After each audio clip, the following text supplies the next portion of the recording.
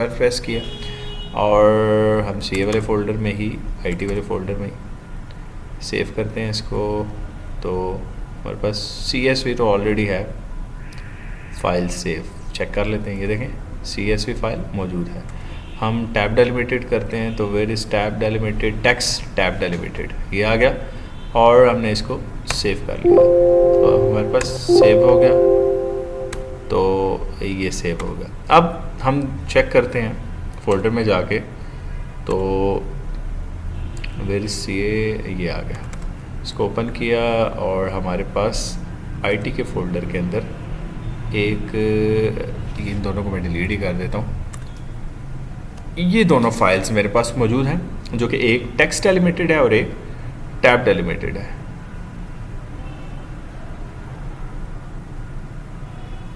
Text delimited और tab delimited जो है ये कुछ इस तरह है कि हमारे पास, तो हम ये कहते हैं कि हम डाटा को चेक करते हैं फ़ोल्डर में जाके, तो चेक करते हैं ये हमारे पास फाइल्स हैं। अच्छा, इन दोनों को ओपन आपने जो है वो एज अ टेक्स्ट फाइल ही ओपन करना है। कैसे कि राइट क्लिक करके ओपन विद, या तो नोटपैड पे कर लें या वर्डपैड पे, दोनों पे कर सकते हैं, इसके अलावा किसी और प्रोग्राम पे नहीं करना। नोटपैड पे करें। अब ये देखें हमारे पास टेक्स्ट डेलिमिटेड, तो देखें टेक्स्ट कंटेंट जो है वो सेपरेट देखें स्पेस के साथ है। ये देखें टैब जो होता है वो मल्टीपल स्पेसेस होती हैं, तो मल्टीपल स्पेसेस के साथ ये हमारे पास आप ये कह सकते हैं कि ये सेपरेट हैं। लेकिन एक बात याद रखिएगा, जब हम कोई फार्मूले की बात करते हैं कि MS एक्सेल में तो हमारे पास यहाँ पर फार्मूलाज मौजूद थे, तो ये याद रखिएगा कि वहाँ पर हमारे पास जब हम टेक्स्ट में कन्वर्ट कर देते हैं तो फिर कोई फार्मूला रहता नहीं है, क्योंकि हमारे पास MS एक्सेल में तो डिफरेंट मॉड्यूल्स से मिलकर फार्मूला बनता है, तो यहाँ पर तो मॉड्यूल्स रहते ही नहीं है, सिर्फ वैल्यूज़ रहती हैं, फॉर्मेटिंग भी नहीं रहती। अच्छा, इसी तरह हम कहते हैं कि हमारे पास जो दूसरी फाइल है इसको ओपन करते हैं, डायरेक्ट ओपन नहीं करनी, ओपन विद कर देते हैं हम नोटपैड के साथ। तो ये देखें अब ये वैल्यू जो है वो कोमा के साथ सेपरेट है। तो ये जो मेथड है कि जिस मेथड में हमने MS एक्सेल से यहाँ बाहर लेकर आए, ये तो मेथड है हमारे पास एक्सपोर्टिंग का। इंपोर्ट कैसे करेंगे डाटा, यही डाटा हम इंपोर्ट करते हैं। तो इंपोर्ट करने का मेथड जो है वो मैं बता देता हूँ। Ctrl+N फॉर न्यू, हम वर्कबुक ले लेते हैं और इसके बाद डाटा पे चलेंगे। डाटा पे जाने के बाद ये लिखा हुआ है गेट एक्सटर्नल डाटा। बाज़ लोगों के पास ये डायरेक्ट जो है फ्रॉम टेक्स्ट भी लिखा होगा, तो थोड़ा सा टैब जो है वो आपके पास हो सकता है कि हाई रेजोल्यूशन की वजह से टैब आपके पास जो है वो एक्सक्लोयर नज़र आ रहे हो और वहाँ पर आपके पास गेट एक्सटर्नल डाटा की बजाय डायरेक्ट लिखा हो फ्रॉम टेक्स्ट, तो इस पर परेशान मत होइएगा। तो फ्रॉम टेक्स्ट हम ले लेते हैं डाटा। फ्रॉम टेक्स्ट करने के बाद हम सिलेक्ट कर लेते हैं और IT से हम पहले टैब डेलिमिटेड कर लेते हैं, फिर कोमा कर लेते हैं। इसको सिलेक्ट किया, इंपोर्ट कर दिया। इंपोर्ट करने के बाद सबसे पहले वो एक नया डायलॉग बॉक्स ओपन होगा। डायलॉग बॉक्स में हमसे यही पूछ रहा है कि क्या आपका डाटा डेलिमिटेड है या नहीं। मैं कहता हूँ जी बिल्कुल डेलिमिटेड है, नेक्स्ट किया। अब वो मुझसे पूछ रहा है कि आपका डेलिमिटर आपने कौन सा यूज़ किया, आपने टैब डेलिमिटेशन यूज़ की, आपने कोमा किया, स्पेस किया, कोई और। मैं कहता हूँ टैब डेलिमिटेड, क्योंकि टेक्स्ट टैब डेलिमिटेड था।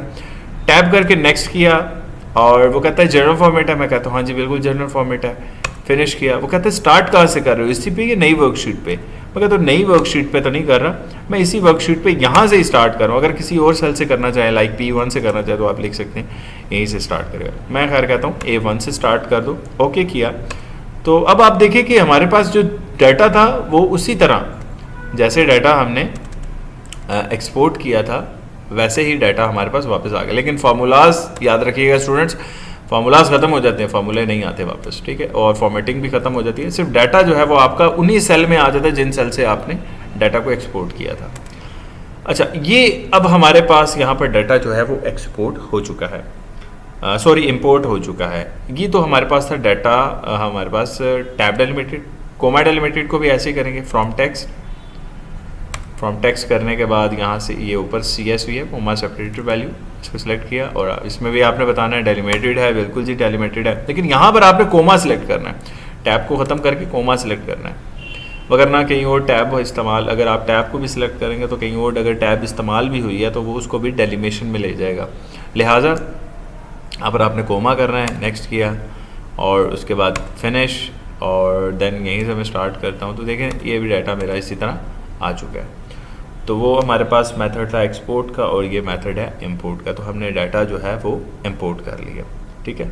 यही चीज़ आपकी बुक में भी बताई गई है कि कैसे आपने डाटा को एक्सपोर्ट और इंपोर्ट करना है, ठीक है। तो डाटा एक्सपोर्टिंग और इंपोर्टिंग का यहाँ पर मैंने बता दिया आपको बड़ी डिटेल के साथ। तो कोशिश किया करें जब भी आप प्रैक्टिस करने बैठे हैं लैपटॉप सामने रखें और वीडियो को देखते हुए साथ ही साथ में आप ये फंक्शंस जो हैं या वो परफॉर्म भी किया करें। अच्छा, उसके बाद नेक्स्ट जो लेक्चर है वो है रिप्रेजेंटिंग डाटा का। तो रिप्रेजेंटिंग डाटा के लिए मैं नेक्स्ट वीडियो में आऊँगा और रिप्रेजेंटिंग डाटा के बाद जो है इंशाल्लाह उसके बाद जो नेक्स्ट है डाटा कनेक्शंस का।